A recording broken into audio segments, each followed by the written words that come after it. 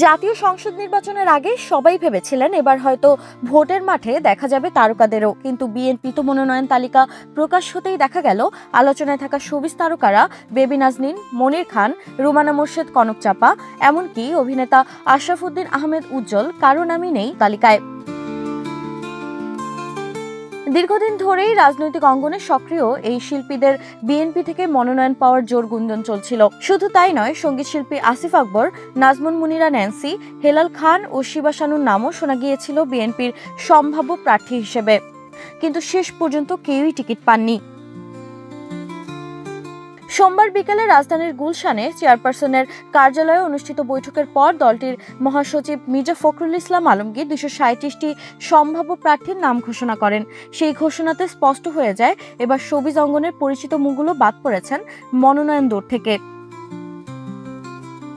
রাজনৈতিক বিশ্লেষকরা বলছেন, দলীয় কৌশল ও জোটবদ্ধ সিদ্ধান্তের কারণেই এমনটি হতে পারে।